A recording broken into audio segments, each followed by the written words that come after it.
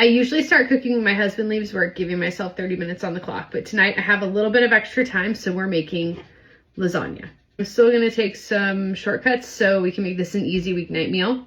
We are gonna start out by browning our hamburger. I'll take you with me over there. I'm gonna start a fire, aren't I? Our first step is to get our hamburger browned up. I have 2 pounds of hamburger. If I'm being honest, one of my favorite seasonings that I own is this nature stuff. It's got a pretty nice blend. I think last night I used the Kinder's buttery garlic and herb. That would be great in this to start with. If you have a favorite go-to seasoning blend that's just a basic salt and pepper base with mild spices, will you totally comment that for me? I am very interested in what other people are using. While our hamburger is cooking, I'm gonna get my ricotta mixture ready to go.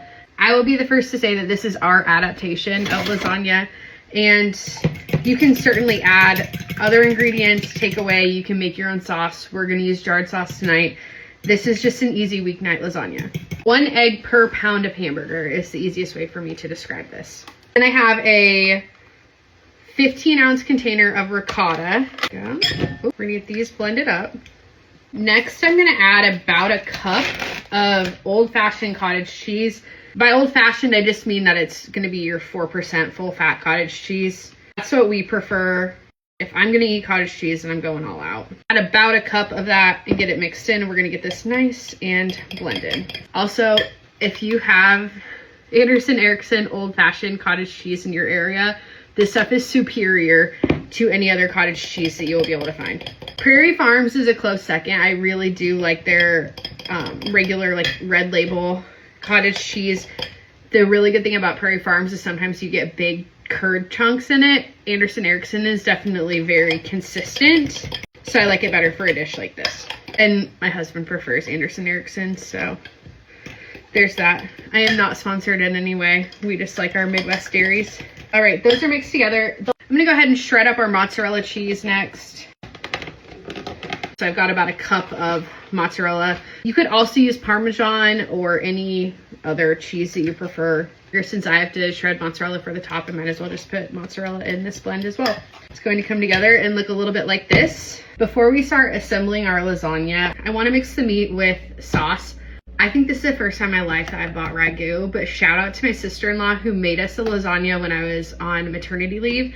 And I've been thinking about that lasagna ever since we ate it. It's been a long time ago. Probably doesn't even remember. But she said that ragu is the secret sauce that she uses.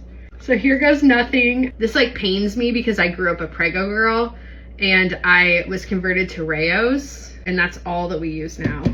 I guess I can't say it's all that we use because I'm totally using ragu. That was a 45-ounce container. I like a saucy lasagna, so I probably used more than what I needed. The oven ready noodles call for a half a cup of water, so I'm gonna add that into our sauce. And you already know we're eyeballing that half cup, right? Roughly. Mix, mix. Why didn't I use this? If you're smart, you would use this to mix around. I guess it's gonna have a little bit of extra water in it tonight. And then we begin assembling. This is the most fun part about making lasagna because it's just layer, layer, layer. And anybody can do this. You just do a layer of sauce. I like the meat sauce on the bottom. I'm sure that that's controversial. And you should just pour a little bit of regular sauce so the meat doesn't stick, but I don't know, I just think it's better. This doesn't need to be a lot. This 9x13 pan is a little bit of a weird size, so you do have to do 1 layer of noodle all on the bottom, and I have to overlap just slightly to get these to lay correctly, and then I have to break one for right over here. And I'll actually use these later, so just set them off to the side. They're gonna be my filler pieces. Spoonful of ricotta. This does not have to be perfect. You're just looking for a very rough layer. Nothing is about perfection. This is just about eating really yummy homemade food that you put your heart and soul into for your family or for yourself. If you don't have a family to cook for, that doesn't mean that you can't make really good food for yourself. And then we're gonna do a layer of sauce. Pour this on here. The best part about using a bowl with a spout, you just pour it right in there and then spread.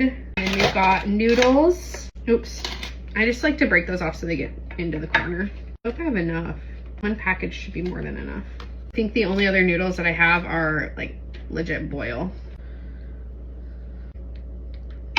And sauce, we're gonna have way more sauce than what we need tonight. That's okay. Make sure we're all even. Let's see what I have in the pantry. Well, update, I do have these oven ready lasagna noodles. They're just a different shape. And these are already on here, so we're gonna do this. Take these off. Guys, you're here for the experience, not for the cooking advice. Remember that. Last layer of ricotta. I may not post this video. I probably shouldn't. This has been a hot mess. It does taste like Mackey's lasagna, so I think I might have gotten it right.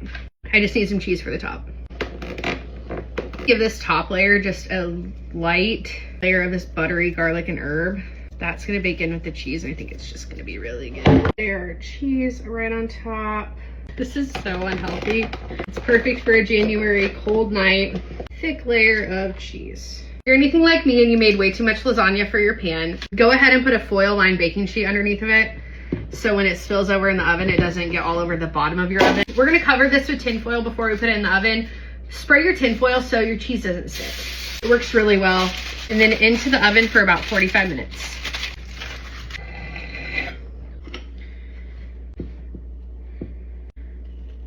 This is gonna go in the oven when our lasagna has about 15 minutes left.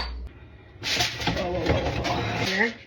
This has been cooking for about 45 minutes. And to prove that I'm not lying, that if you use Pam, it does not stick, do that. If there's one thing that you take from this video tonight, that is the one thing you need to do. We're gonna put this back in the oven for about 15 more minutes until it's really nice and bubbly in the middle. I'm hoping that it's cooked by then. Let's hope. God, I'm not kidding when I say this weighs an actual ton. Our garlic bread is also gonna go in right now. This will probably only take 5 to 7 minutes. This garlic bread looks so good. I'm just gonna shave some Parmesan cheese right on top. Yeah. That's right. Huh? And that is weeknight lasagna with oven ready lasagna noodles.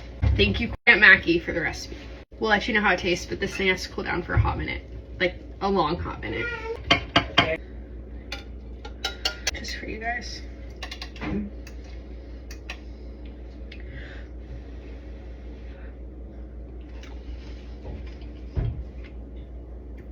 That tastes just like the lasagna that we had on my maternity leave.